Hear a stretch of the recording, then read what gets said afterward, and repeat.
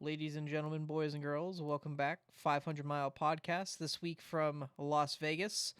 My name is Justin Kolb alongside Michael Skinner. Michael, there wasn't a lot to talk about on the NASCAR side, but we got some other topics to talk about around the racing world because it was a full weekend of racing. So let's just jump straight into it. Yeah. Speaking for Sunday wise, the I think there was that graph that the guy puts out on Twitter had the last 50 laps gone green flag that the 200 cars would have like lapped up to I think like fifth. So, uh, yeah, wasn't much to much to talk about. They dominated.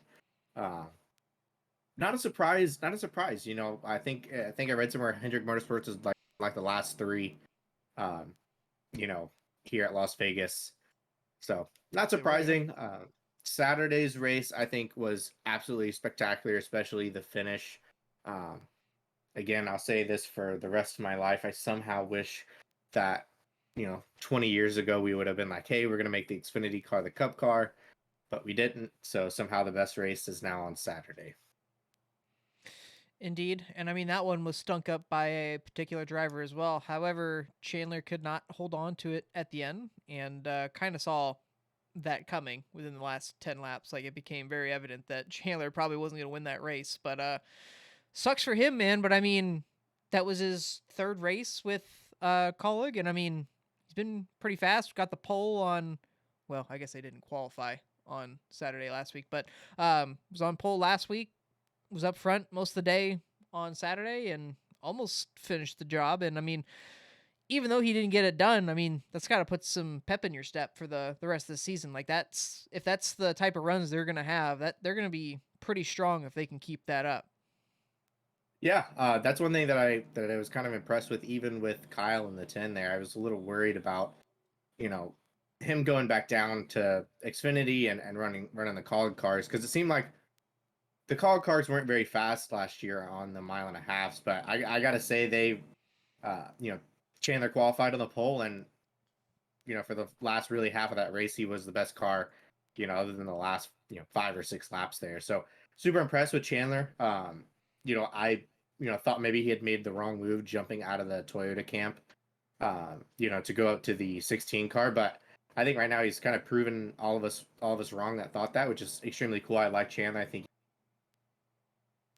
first got into that 18 truck, all those years ago. So uh, yeah, no, overall it was an okay weekend. The truck race got kind of stunk up there too. I think At the end, DBC, to yeah, be at the fair. end, I think DBC kind of brought it up too with why the Cup race kind of struggled. It was a lot cooler than it normally there um, for this race, so the track didn't widen out. Basically, uh, I don't remember which one was there. I know it's Bubba Spotter. What's his name? Freddie Kraft. Freddie Kraft. So yeah, I remember Freddie Kraft saying that um you could run the top and run the bottom, but you were running the same speed. So if you couldn't run the bottom, you time because the bottom was just a short. Um, which in the past couple of Las Vegas races, it really hasn't been that way. You could run the middle, and I don't think anybody actually ran the wall like what I expected them to be running. So I am kind of worried, about the teams. We were going to talk about the teams catching up to the package, maybe, and kind of where we go from here. Is this a time to be worried that the rest of the, uh, you know, mile and a halfs are going to suck? Because kind of like Freddie Kraft said, with Jordan Bianchi, if the road course suck, the short track suck, the mile and a half suck, and the super speed race suck, what do we have to look forward Yeah. to? What's And left? it's right, yeah, and it's true, and it's tough to go back to last week at California because it's such an outlier of a racetrack. It's kind of like when you go to Darlington, right? You can't take what happened at Darlington. You can't take that to Kansas, and it's just such an oddity. Same thing with Homestead. And they brought up kind of a good thing, at the end there. If you go back and look at the last couple mile and a halfs of the 2022 season, they were the kind of the same way. One team dominated. They were kind of stinkers. Um, but going along with that, we'll just kind of move into, like the cars wise, do you think that teams are catching up? Um, do you think teams are catching up to the package? I definitely think so. And we only have 1.5 miles to really base that off of this year. But haven't listened to the full thing for the Dale Jr. download this weekend for Tyler Reddick. I know he was on there today, and I heard a snippet that he believes that we're getting closer to the type of racing, I guess, that the 550 package was. And I don't have the full quote, but that was essentially what he was getting at. Obviously, the horsepower isn't getting cut off, but the racing may be starting to regress, and I hope that's not the case. But Michael, you and I both know these teams are pretty smart, and I mean anything they can get out of these race cars, they're gonna do. And if that means going back to old tricks or finding stuff that maybe helps the car, but the racing suffers, we know where their priorities are with that. So I hope that's not the case because these 1.5 miles were the greatest thing last year, and obviously we'll probably have to go back to a few other of the the better tracks, the Kansases, the Charlottes, to get a real feel. But the first one did not go very well, and I just hope that that is not the trend moving forward here. Because if it is, then we are definitely in trouble. Like you said, you know, the super speedway package isn't great if we're just being blunt. The speedway and road course I'm sorry, the short track and road course package. We're gonna have to see how that works this weekend. Still I gonna mean, suck. yeah, I mean, I don't have It's much still gonna suck. faith. Yeah. I don't have much faith, but I'm at least happy they're trying something because we could not go into this year with the same thing that we had last year. We just could not. So I'm glad that we're trying something. It may not work, but I mean, you got to start somewhere. Yeah, I think the thing I wanted to bring up too is I heard it twice this weekend in two different forms of motorsports. So basically, they were talking about the Xfinity package on Actions Instrumental with Denny Hamlin, and Denny brought up such a good point.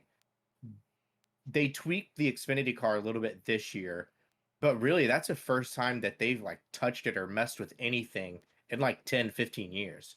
Um, and then you go to I heard it in the F1 on Sunday or Saturday when they were qualifying, right? It was like the first time the field had qualified within like a second and a half. The full field qualified within like a second and a half in like 20 years. uh, and it's because they're the rule book is so tight, and they didn't touch anything. So the one thing that I kind of want to restrain from is we need to fix certain things with the car, which I agree with. I think we need to fix the short track package. I think that needs to be, one of the biggest concerns. But as far as everything else, I think NASCAR made a big mistake when they rolled into the COT and then they rolled into the Gen 6. Every year we had a different rules package, right? So either one team would hit it or the team with the most money could put in the most research to make that happen. So the lower teams were always trying to catch up, or if you were behind, you were spending 3 times the amount of money that the top team was just to catch up. Which is where if we go to the Xfinity series, there's literally probably 15, 16 cars every week on the Xfinity series that could go out there and win. It wouldn't be a shock if one of those 15 cars went out there and won the race. Um, and it's because the package hasn't changed. There's only so much that you can be good at. Eventually, there comes a point where, like, okay, we just cannot do any more. And now the lower teams have a much higher ceiling, right? So, like, if your top team is up here and your lower team is up here, but the max you can go is up here, who has the farthest amount of ground to gain, right? It's going to be the lower teams.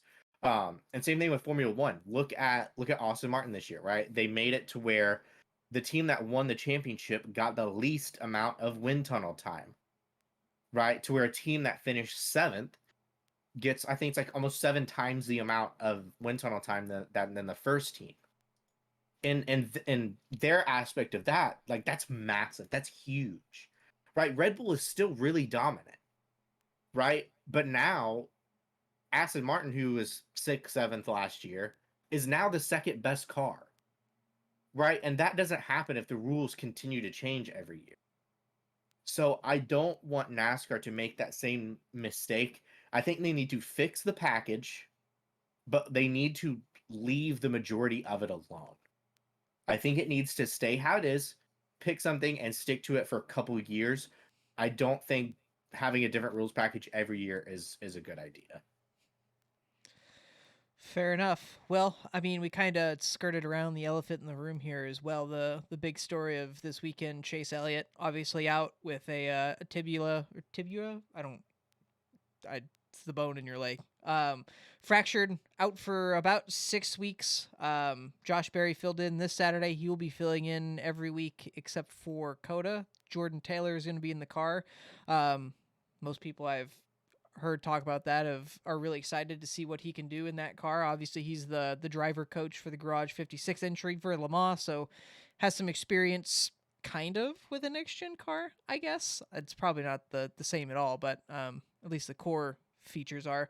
But I mean, can just go straight into the topics here, Michael, of and I guess I'll ask you, should drivers have clauses in their contract to where they can or cannot do things such as skydiving, racing another series, I guess, going skiing and stuff, I guess, as an example, but I guess more of the big extreme type sports, having those in contracts.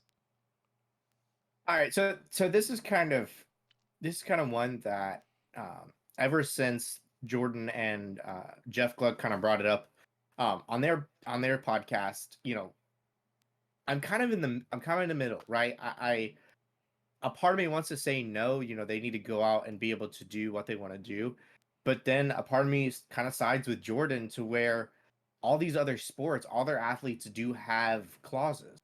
They do have things that they cannot do during the season, and it's because you're getting paid millions and millions of dollars.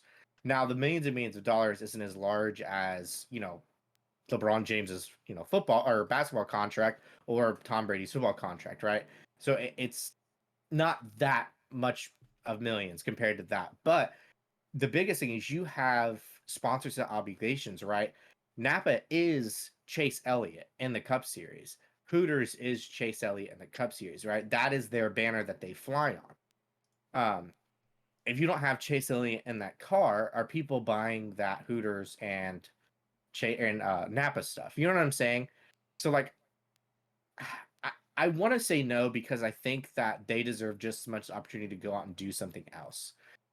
But look at Joe Gibbs telling Christopher Bell, I don't want you to go run midgets. You know, and I can't say that I blame him, right? Because sprint cars, midgets, anything open wheel is some of the most dangerous form of racing. So do you want your $10 million driver, to go out there and get hurt? You know, I I, I mean, it is a fine line, and hearing Jordan's take on it, kind of, it's a good point. However, this is a series that races from February to November, and we have what, one off week? And it's not just a grind for the weekends. You have days in the office that, meetings, working with the car, whatever it takes throughout the week. It's not like you can just sit home and relax for all that time. You're always involved, you're always plugged in from February to November, and I haven't been in that situation, but I can sure as hell see how that would be a whole toll on the mental side of that. So, if it keeps these guys sharp to take a few days off to, and I mean, I guess for the racing part of it, I can understand a little bit more with Christopher Bell and Kyle Larson. But if that sort of thing is going to keep my drivers sharp through, the weekend coming up, I don't really have a problem with him doing it. Obviously, the financial side of it, comes into play, and I don't know the everything involved with that, obviously, but that, I mean, it's tough, like you're saying, thinking about it now, kind of looking at it from both sides. But I think my main takeaway of it is if it's going to keep my guy sharp for the season, might as well let him do it, because I'd rather have a sharp, focused, determined driver rather than a driver who maybe not is not as sharp and wishing he could do some of the stuff that I've stopped him from doing. Um, it's just tough. It's just tough to be in that situation. I mean, Yeah, and like one thing I'll say to that too is, so Kyle got in 15, Kyle got hurt racing the Xfinity series. Um, and he made the personal choice to say, I'm not going to run a super speedway race anymore I don't know that was outside, personal. well, outside of I the think Cup Series, right? But I think Kyle agreed to it as well. You know what I'm saying, though? yeah, Like, yeah. I don't think he made that choice, but I'm sure that was presented to him. He's like, all right, I can live with yeah, that. like, yeah. So, like, in those situations, right? I think that it wasn't. I'm sure that in the contract it wasn't said that, hey, you're not allowed to race on super speedways in the Xfinity series anymore. I'm pretty sure it was more of a, hey, maybe, kind of like Junior said on the podcast, Just be smart about it. have somebody there to help you make a decision. Do you really need to be doing 540s on a snowboard 12 hours before you have to fly to Las Vegas to go racing for your job? You know what I'm saying? So the one thing I will agree on is I am in the middle. I want drivers. We have such a long season, and if our season is going to be so long, they have to have the ability to go do certain things. But the one line that I will draw, if they are going to do those things and make those decisions, if they get hurt outside of a NASCAR sanctioned race, then they should not get a waiver because it was their choice and it was not a NASCAR sanctioned event. If it's a NASCAR sanctioned event, you know, say it's like the late model race before the Nashville All-Star race. That is a NASCAR sanctioned event at a NASCAR sanctioned racetrack. I think that they should get a waiver. But if it's a snowboarding accident or a dune buggy accident, like Tony Stewart, or a sprint car accident, none of those are NASCAR sanctioned events. You are a NASCAR Cup Series driver. That is your job. If you get hurt outside of anything that is a NASCAR sanctioned event, you should not get a waiver. And I am extremely firm on that. We all know Chase is going to get a waiver. We all know that he's going to be welcomed back with open arms.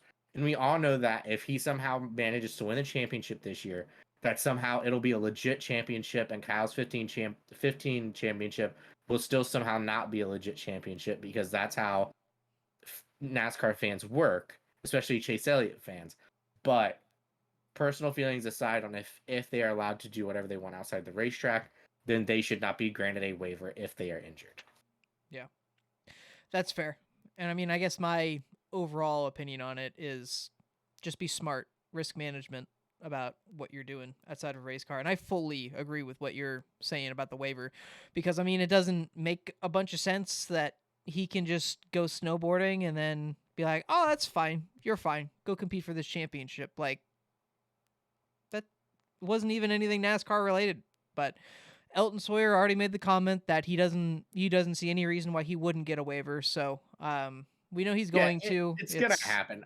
You know, It's at this point, I don't. Why even have the waiver system? I'll be honest with you. What yeah. what is stopping that? What's the point of having it if you're gonna grant it? I Um, understand that, they put it in place so people can't just win 5 races and go take a vacation, but I don't feel like with as much I don't as think these they're gonna drivers have do on the that. line, yeah, as much as these drivers have on the line and the sponsor commitments that they have and everything, especially just the commitment to their team. Their team is not just going to go, all right, go take a vacation in the Bahamas. We'll get this Xfinity guy to go run your car. Like, that's not, in a realistic world, that's not going to happen. Like, Yeah, sure, you like put that in the place so it doesn't, but it's not going to happen. Like, no, but also like Junior said, and it's not the first time he said it on his podcast either, is like when he signed for Hendrick Motorsports, right? He went from having like a salary contract like you and I would have, uh, at DEI, to then when he went to Hendrick Motorsports, the rest of his contracts from there are out were all race winning based. He had a salary, but the majority of it came from race winnings. If your salary is based, like, I'm pretty sure that Kyle didn't get a huge salary at RCR. I'm pretty sure the salary at RCR isn't nearly as big as what it would have been at Joe Gibbs Racing, but he may get a bigger percentage of the earnings if it performs well. So if he goes out and wins five races, he's just going to be like, all right, well, there's like 12 races left in the regular season. I'm going to call it quits. I don't think so, because that's where his money comes from. Yeah.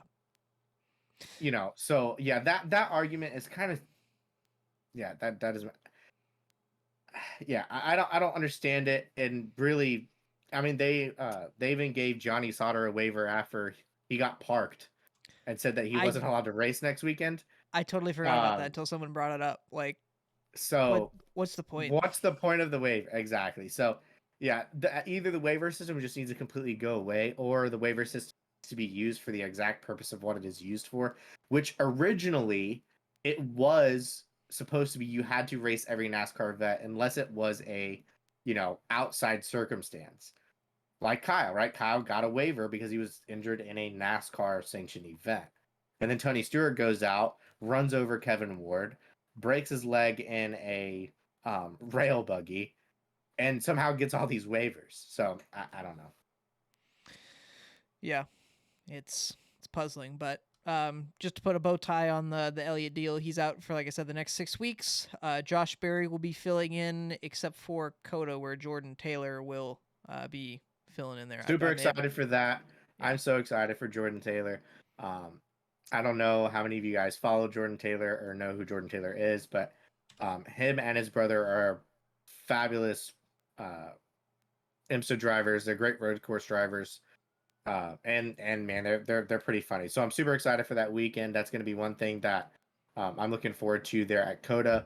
Along with Jordan Taylor being at Coda, Kimi Räikkönen is back in the 91 car. And basically, how it's going to work is until Kimi Räikkönen says he is done, Project 91 will be his car for the foreseeable future, which I think is a extremely cool idea. Which means I hope that he decides to run all the road courses, and maybe oval here or there, which I think will be super, super cool. But as far as that goes, one thing I'm going to move into that continued on to this weekend, Justin, is what is the panic situation at SHR? How worried are we after Kevin leaves? I mean, if I was Tony Stewart or Gene Haas, I'd be pulling my hair out, just absolutely nervous about what we're going to be doing. Stuart Haas is the face of that organization and has been since he has moved over there. Won championship his first year over there. I mean, they kind of got rid of all their stars. Kurt Busch left. Tony obviously left, but even when he was in that car, it wasn't fantastic. Not to knock the man, the 3-time champion, but and then obviously you had Danica. You can say what you want about that, but I mean, other than Harvick and Bush, there haven't been very many notable guys at that organization. And I mean, obviously the guys they have there now, I would say the only one I really have a lot of faith in is Chase Briscoe. And He's he's ran shown, terribly. He's yeah, ran terribly the past 2 weekends. I mean, I don't even think it's a Chase Briscoe problem along that front. That car was so bad at California off the truck. I I mean, watched it. He was 34th or uh, something, and he just never he got up to, I no, guess, like the top 20, I guess. But I mean, I was expecting a ton more. It was 50 laps into the race, and the dude was still like in the 30s. yeah, and then this week too, kind of the same thing. They were just bad. Even the Xfinity cars, Cole Custer. I expected Cole Custer to honestly at the start of the year. I expected Cole Custer to come out of California and Las Vegas with 2 wins. Yeah, I was like, that's 2 wins. He's by far the best car, best driver going in there, most experience. He's gonna have 2 wins coming out of there. He ran like crap. yeah. I mean, like he ran good at California, but he ran awful with a full-fledged SHR car. So yeah, I think the panic button is super, super high for SHR. Um, you know, they're gonna lose their backpack, toter next year. There's gonna be nobody to put their arms around those straps, and that's oof, that's a worry. That's a worrisome situation. One big point that I want to point out, and someone else had made this point, and I just want to piggyback off it. If you're Stuart Haas Racing, you absolutely cannot let Anheuser-Busch leave that organization. That is the other backbone of that company, really. Multi-millions. Yes. Multi-millions. Sponsor every single race. I mean, that, yeah, I don't, oof. So someone made the point. It may have been Jordan Bianchi. It may have been on the door bumper clear that someone said, if you were Stuart Haas Racing, you give Anheuser Busch a blank checkbook and you go, who do you want? Who do you want to drive this car? And we'll go get them. Like, it has to be that way. Because I mean, if you don't have someone in that car that's going to be competitive, that it's not going to be good for Stuart Haas in the long run. It's just not. They'll probably survive a couple years, but I mean, if it keeps going on the same trajectory, it's kind of have to question how long they're going to be here for. Yeah, and I think my next biggest concern, as you can see crypto over there in the corner, um, is was it Cole Custer? You know, that is now my next question because Ryan Preece is running just as bad. Almirola is still running like Almirola does. How does a guy that runs 15th to 20th every week have a multi-million-dollar sponsorship from Smithfield? That is like one of the biggest That didn't mysteries want him to on retire. That the it came to him and was like, "Hey, don't retire." I do not know how that is possible. But The worst part about who those guys, like Briscoe and Almirola, they have flashes of greatness. Not all the time, but there's some weeks where you go, "Oh, I didn't. Where did he come from?" But then the next week you go, "Oh, well, he's back down there again." yeah, and you wonder is it Stuart Haas Racing itself? You know, like is Stuart Haas Racing actually holding Kevin Harvick back at this point? You know, they struggled. I remember they struggled when they switched over to Ford for the first year and a half. Then they started getting it back together, and they've been relatively strong. But I think now Stuart Haas has been holding Kevin Harvick back for the past 5 years. Yeah, I mean that's You a fair know, argument. if you go back and look, like after they got rid of Kurt Busch, Daniel Suarez got kicked out for running okay. I think he ran better than Almirola. I think he ran better than Chase Briscoe, other than the win. If he got And they another kicked, few years, he could have done something. I'm sure. yeah, they kicked him to the curb. And who they have left, I have faith that Chase Briscoe could win one race a year, and that's in the right circumstances. You know, he got lucky that the caution flew last year at Phoenix, or he'd still be sitting on a goose egg. Somehow, I think made it to what the round of 8, I and think in the so. playoffs. Somehow, I magically. Um, but I guess my question along with that is, if you're SHR, who do you go get? Who is even out there? What's your choices? Who are your choices? There's not a Right? lot. People keep throwing around Eric Jones. That could be a potentially good one. Again, the guy has a multi-year contract.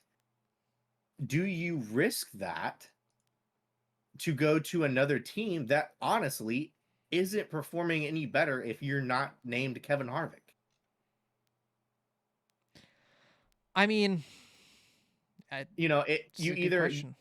it's kind, and I agree with what, you know, I think it was Freddie Kraft. I agree, or Brett Griffin. I agree with what he said. Is right now they're like the what? Legacy Motorsports is probably the 5th Chevy team in the line of order, Yeah, fourth or fifth. Yeah. right? I would say SHR right now is the second, um, is probably the second Ford team. Yeah, but I would It's rather fair. be, I would honestly rather be the 3rd or 4th Chevy team than the second Ford team right now, because I don't think the Fords are very good. First off, I think Denny's right. I think that they're going to be good at the super speedways. I think they're going to be super good at Michigan, as they always are. When tracks, I think they'll be really good at Pocono. I think they'll go out and they'll win Pocono too. Um, at those style of racetracks, I think they'll be really good. But I don't think they're going to be very good anywhere else unless the weather is like super cold and they could run, you know, with less downforce. So I don't know I don't know who you go get. You know, I don't why didn't they go after Kyle for the seat last year. You know, like where was that at? If you're losing, you know, a Hall of Fame race car driver, and right now your total team has a total, I think, of what, like 4 wins, maybe less, 3. How many wins? Amaral has 3 wins, right? Yes, he has 1 at Daytona, 1 at Talladega, 1 at Loudon. So he Two has was 3. two was Stewart Haas Racing, but yes, Yeah, three wins. yeah. So he has 3 total Cup wins, and then you have Chase Briscoe with 1. So you're losing 60 wins for 4, and they're slow. They're not Yeah. fat. They're not very good right now. Yeah. Yeah. I don't know. I think Eric Jones is probably the best option. But I don't know if you leave a situation that is now fully funded by a multi-millionaire who owns, you know, airline company, and then is now backed by one of the biggest names in our, you know, in motorsports. You know, yes, it you know, was, you know, GMS and Petty before, but now it's more relevant. Now it's Jimmy Johnson is now backing it. Jimmy Johnson is now getting into the race car. Jimmy alone is going to bring over sponsorship just from the personal side of it. Yeah. That team has probably has more money than it's had in the past 15 years. They have 2 young drivers that they fully back. If you're Eric Jones, is that a situation that you leave for taking over Kevin Harvick to where you're immediately going to be put into that spotlight? Well, I mean, I guess that's something he'll have to figure out, even if he does want to do it. I mean, obviously he's going to be there for a little bit, so can weigh the options on how the future looks. Obviously, this is only Jimmy's first year with the team, and you know, I guess the new organization, if you will. So, I mean, we'll just have to see how everything works out at the end of the year and then into next year. But I mean, it's not looking good, and I mean, it's not for like a lack of trying with Stewart-Haas Racing. They tried to go out and get Kyle Larson. They didn't fail in that. Ford didn't want them, or Ford didn't want him. Um, Stupid. yeah, Stupid. Just I dumb. I don't know if there was I anything like that actually came out of trying to get Kyle Busch. I know there were some rumors about that, but obviously that didn't work out. So, I mean, I don't. Smithfield would rather run 15th to 20th every week. I guess so. Their loss. So, it's obviously it's the beginning of the year, so they have some time. But I would be pretty nervous if I was Stewart-Haas Racing. So, let's. I mean, speaking of Ford, why don't we just jump into a pretty hot topic that's been going around social media this past week? Kyle Petty's comments on Ryan Blaney, and just to quote it, his quote was, "For me, I'm just going to be honest, man. Ryan Blaney is the new Casey Kane, potential unfulfilled. Everybody wants to talk about what he can do, but he never does anything. For whatever reason, he never gets past that hump." And I'm going to be honest with you. I don't really agree with the first part about that quote, but the second part of that quote, pretty dead on if you look at it from an outsider's perspective. Like, he gets, what, 1 year or 1 win a year? And not even one last year. He won the All-Star race, so he did win. We're going to be counting the All-Star race now? Okay. No, but he did win. It's not like if he you won want a to be full technical, year. his window net was down, so he shouldn't have won Oh my anyways. god, here we go. No, but I mean, let's be real here. Like, what does he do?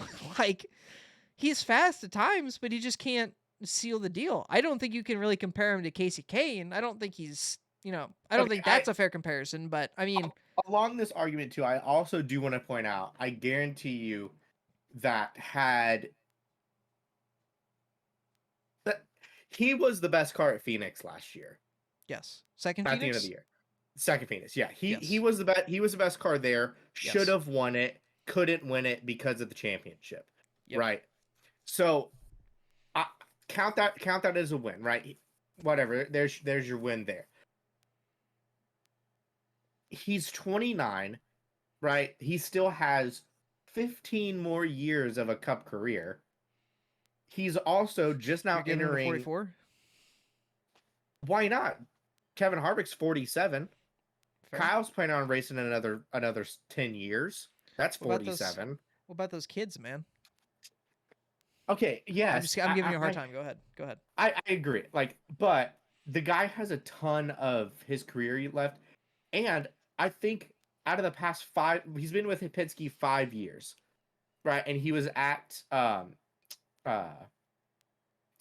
Wood Brothers for what, two Yeah, full-time years, yeah, but I and he think had if two if different. you wanna go farther, he was in the Xfinity program, I think, for Penske for a while, but same Yes, difference. that's true. But he had two different crew chiefs at the Wood Brothers. He's had three different crew chiefs at Team Penske.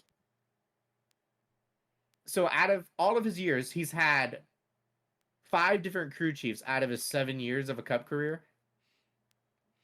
Yeah, I mean that was kind of the big one that when they took Jeremy Bullins away from him, that was kind of one where I was like, I don't really know about that, but that Yeah, was the one outlier and all that, I guess, when they moved stuff around. and I think Kyle Petty brings out the Casey Kane agreement because he's lost so many races by a bumper and he's finished second so many times. That's where that Casey Kane comparison comes in. I don't know what deal that he has with Penske. The one thing that I will say is that every year Ryan Blaney has gotten better every year. He hasn't he hasn't figured out how to win multiple races a year yet, but the one thing that he's figured out how to do is run better. Right? He would crash before, now he runs better. He's finishing better in the points. The wins will come, right? You can't keep Ryan Blaney down, and I don't think you're going to be able to keep that 12 car down either. I, I agree for whatever reason. I don't understand. I don't know why he can't get over that hump, but I can't say that a guy that's 29 years old hasn't even reached the prime of his career by like 7 years, supposedly. You know, heck, I mean, Kyle didn't win his first championship until he was 30. Yeah, but I was gonna say Kyle had a name attached to him, but I mean, I guess Ryan That's Blaney does true. to a degree, but not as big, obviously. But I You mean, know, could go both ways, I yeah, guess. I I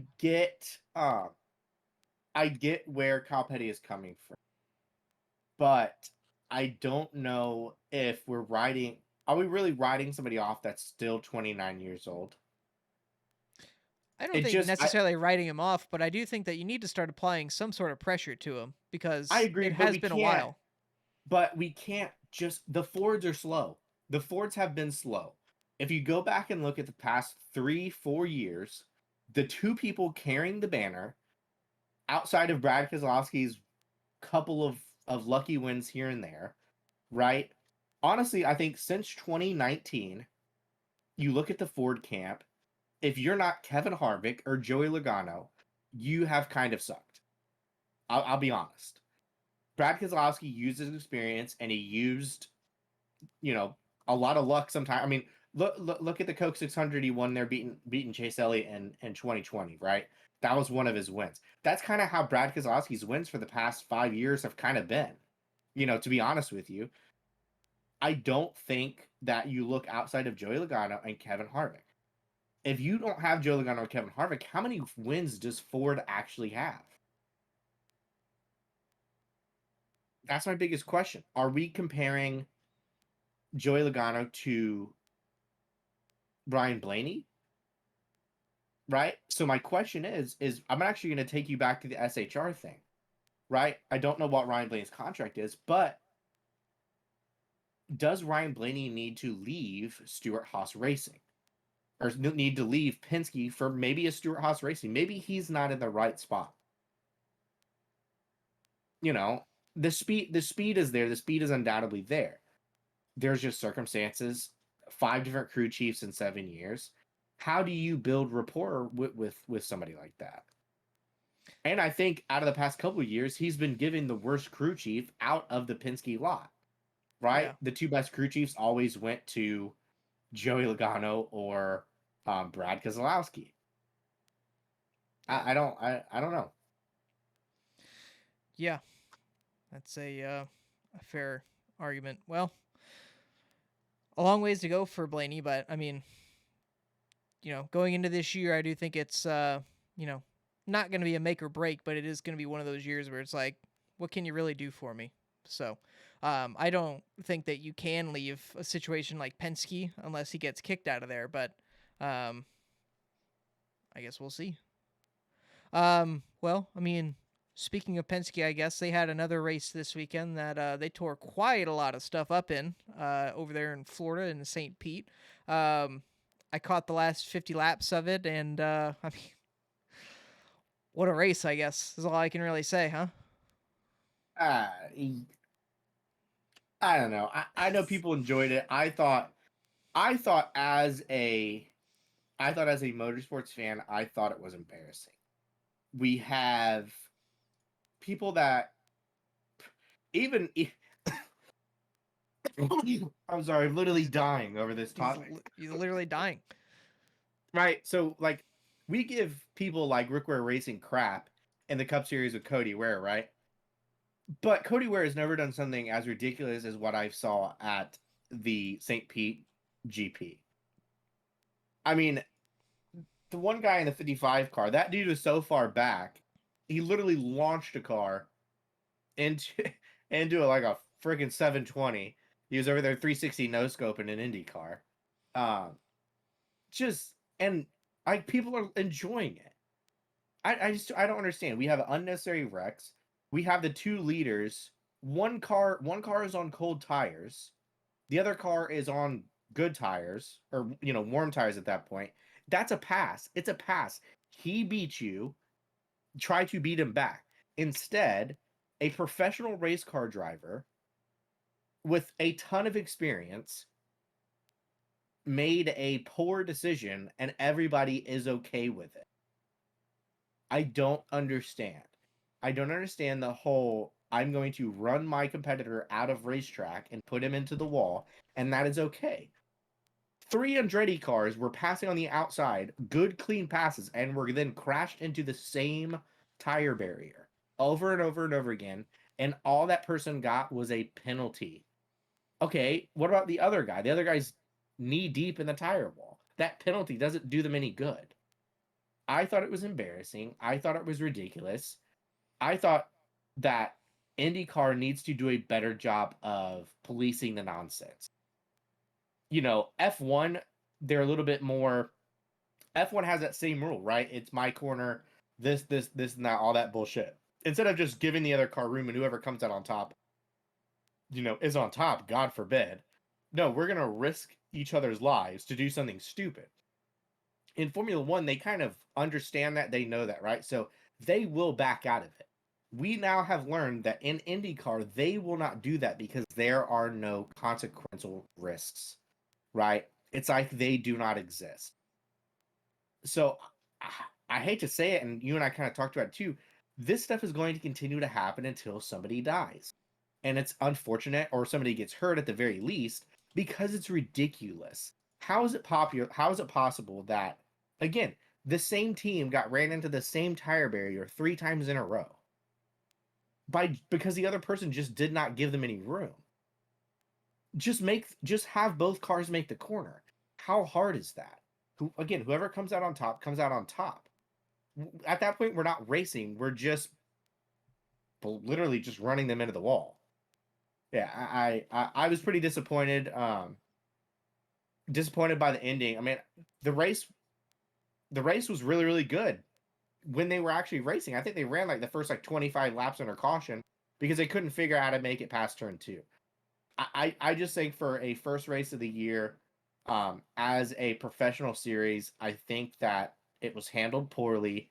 I think that everybody needs to be sat down. I think there needs to be things that are going to need to be gone over.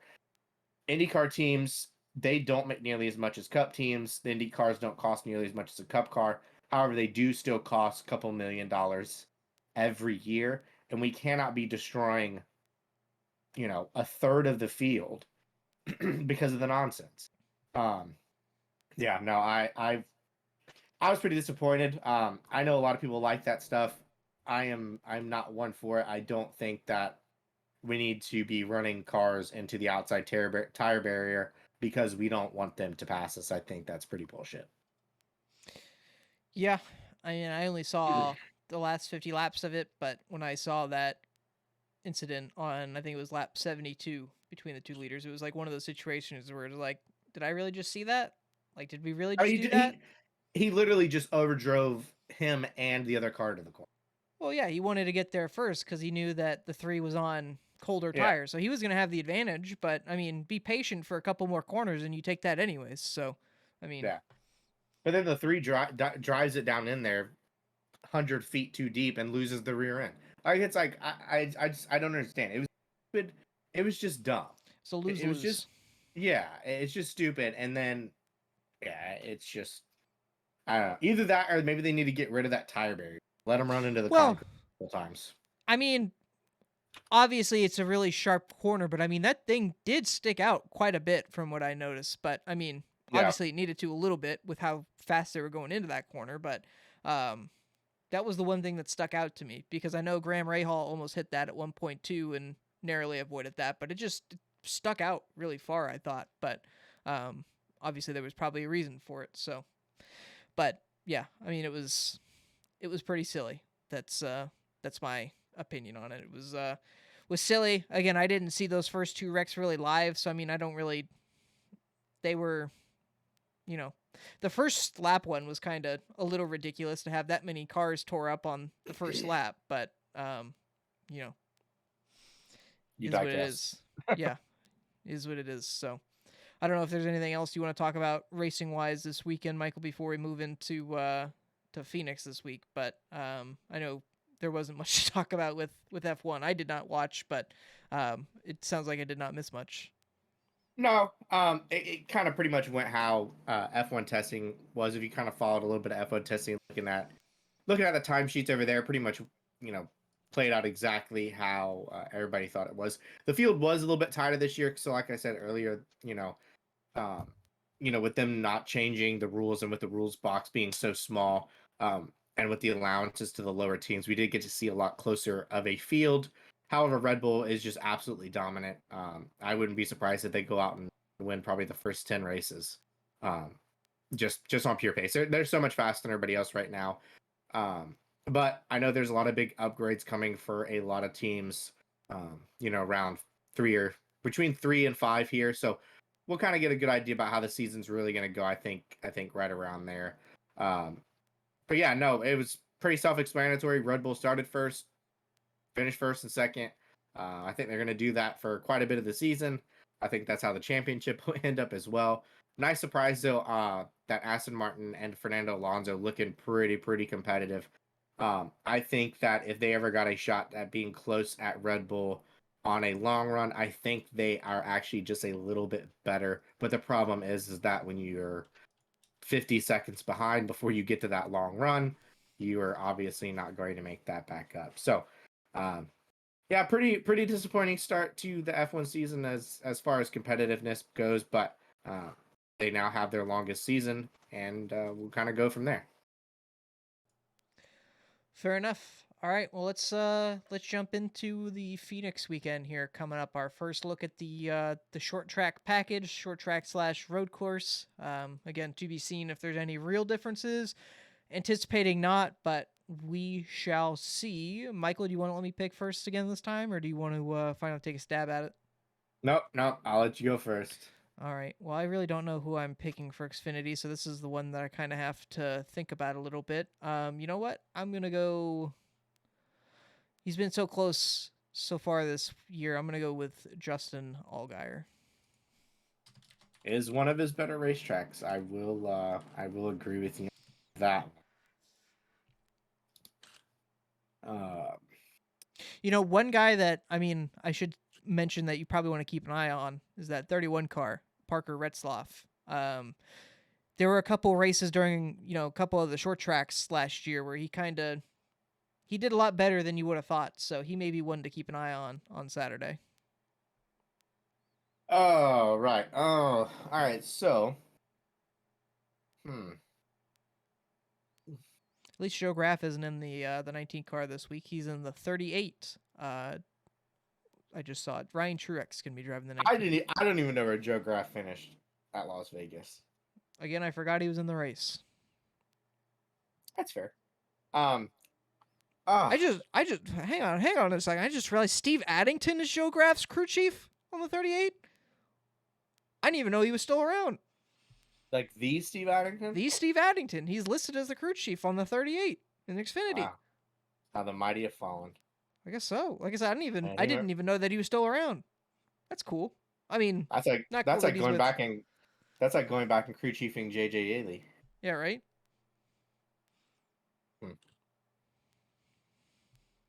All right, as far as my pick goes, man, the one thing that I will say is I'm super, super excited about Kyle Weatherman.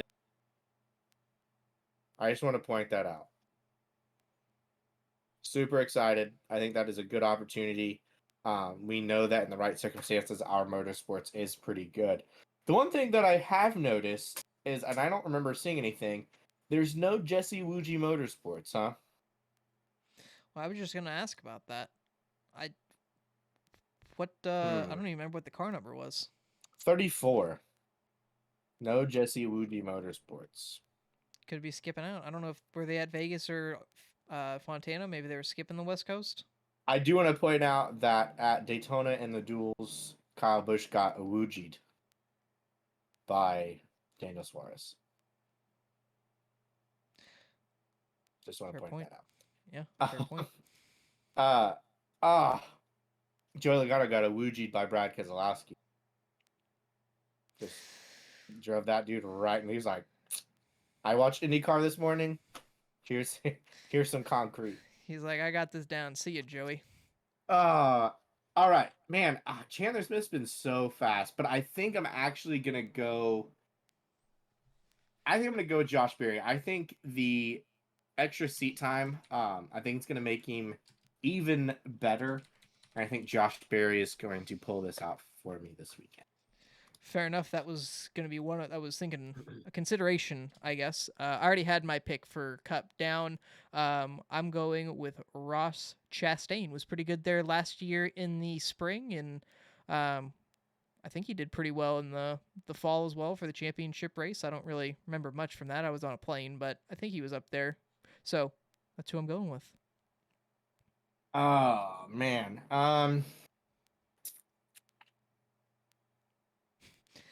First flat track of the year.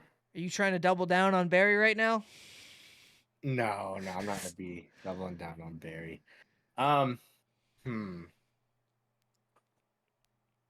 According to this, TBA is in the 9 car. Yeah, I see that. They already made the announcement though, so I am gonna go with Old Reliable at Phoenix. Happy? He's got two more chances at it. I'm gonna take Mr. Happy Harvick himself. Fair enough. One thing before we wrap up, I do want to talk about is, are we, and I don't remember where this was brought up, but performance so far with our rookies in the Cup Series with Noah and Ty. Are we shocked that Ty isn't running better than he is? I'm personally not.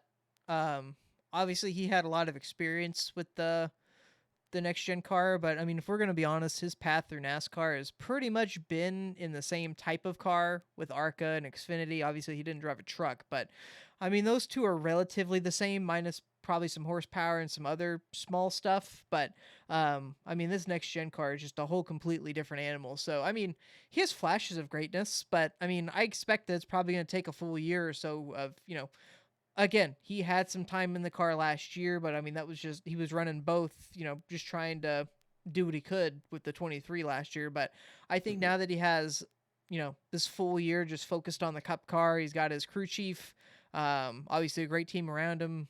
I think he'll pick up his game towards the end of the year, but I mean, I'm not too surprised that doesn't have a ton of speed at the moment. Same with Noah. Obviously, he has less starts than Ty had last year, but it's a completely different car, so I expected some struggles. Are we surprised that Legacy Motorsports isn't better? I think that they were better last year at this point.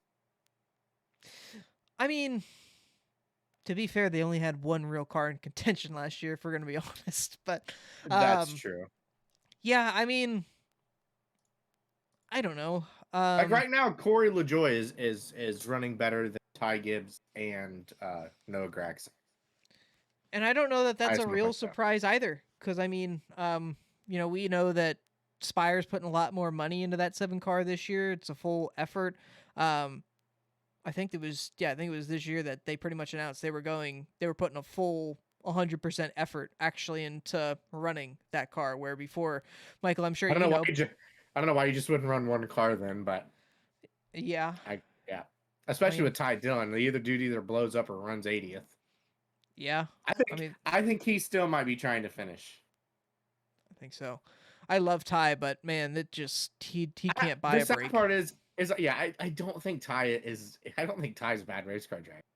I just No. think somehow he just he's gotten himself in like such bad situations to where it's to the point to where he needs to like John or Nemechek and go back to the truck series or something. Yep. Um And I thought I no, had heard but something about him running some Xfinity starts. I guess I might be wrong on that, but I thought that was the case this year. But oh well. so the one thing I would say with I am surprised that the 42 and the 43 car aren't running any better than they are. I thought that they would come out on a similar level to what like maybe RCR, um, not maybe Trackhouse, but maybe the 99 at Trackhouse. They're about in the top 5, top 10s. I kind of did expect a little bit more because I thought they had such a good year last year. Eric winning at Darlington, Jimmy coming on board, GMS putting much more effort into their Cup program rather than their Truck Series program. But the one thing I will say is I know Noah's had his speeding penalty that, but the one thing I'll say about Ty and Noah that they are going about it the right way. I think Ty, I even think Noah, I think Ty and Noah, I think Ty could go run top 5, top 10 in that 54 car, and I think Noah could go run top 10, top 15. But I think that they are running all the laps. I think that they are making sure that they run 400 miles. They're making sure they run 500 miles. They're making sure that they finish. And I think that is something that is refreshing, especially coming from Ty Gibbs, where he tarnished his legacy really by kind of being just a problem. And I think he's going about it the right way. We're not talking about him, which is good. I don't think we need to be talking about Gibbs. And this comes from, a Kyle Busch fan. I don't think we need to be talking about Gibbs right now. I think the best thing for him in his career is to lay low, go out, run the races, finish, and like you said, build towards the end of the year. Like one of my favorite sayings, and I think, Junior says it all the time. You got to learn how to run 15th before you can run 10th. You got to run 10th before you can run 5th. And then once you start running top 5, wins will eventually happen. Yep. Right? But you can't go from running 20th to winning. That's not how that works unless you're Chase Briscoe. Um, but like I think they're going about it right way, and I just kind of wanted to bring that up because I know we've talked bad about Ty on here before. Um, but I do want to commend him on how he and Noah is handling this year. I think they're doing a great job. Like I said, I think they have a good supporting group. I think they have a good supporting cast, and they're not, you know, forcing them to go out there and go win. I think we've seen it so many times in the past with even with Kyle Busch at Hendrick Motorsports, right? Comes in, is expected to go out and win, expected to go out and dominate. Joey Logano, same thing. Daniel Suarez comes off a Xfinity Series championship, needs to go out there and win, doesn't. Even the Hendrick boys, even Chase Elliott, it took him 4 years before he won a race on an actual oval. Came close quite The a few times, but yeah. absolutely, yeah. But these guys come in and they put so much pressure on themselves, and so do the fans as well. I think that they're handling it real well, and I think it'll be really good for their future. Um, but as far as that goes, I think Justin, I think that wraps us up. Unless you have anything else to add. I do not. Do we have any other racing this weekend? Honestly, I did not check. Damn, didn't do I his homework, guys. listen. I have had like two like 12, 15 hour days. I literally was sleeping on the couch when I woke up, and I was like, I'll be on in a second. uh it's been a long week. I absolutely be honest. Um but we're just gonna keep it a NASCAR podcast this week, Fair enough. Fair enough. All right. Well, I think that'll do it for us. Michael, you want to send us home? Absolutely. As always, thank you guys for listening and watching the 500 Mile Podcast. Please make sure you hit that like and subscribe button and follow us on your favorite, um, listening device, however you do it. But as always, my name is Michael. His name is Justin. Go ahead and follow us on Twitter. I normally have some pretty brash takes every now and then, and Justin normally likes all the good information. Other than that, Justin, I don't know if you post much. But as always, thank you guys so much. We'll be here same time next week. So far, we are 3 for 3 So on far. being here on time and same time. Look at that. The new year, new 500 podcast. The last thing I'll lead you with is if you have iRacing and you haven't tried the Gen 4 car, you're absolutely retarded. Go race it now. It is the best thing in the world. First off, you can't say that word. Second off, I may wait until next week when they actually get some proper setups in that car. If you haven't heard, they accidentally unrestricted the car, and they're keeping it, thankfully, as the fans were screaming about it. I will have to go now take NASCAR sensitivity training. You will. And I'll pass that before next week's podcast. I'm gonna need to see the paperwork, but yeah. That'll do it for us tonight. Take care. Enjoy your evening or your morning, whenever you're listening, and enjoy Phoenix this weekend.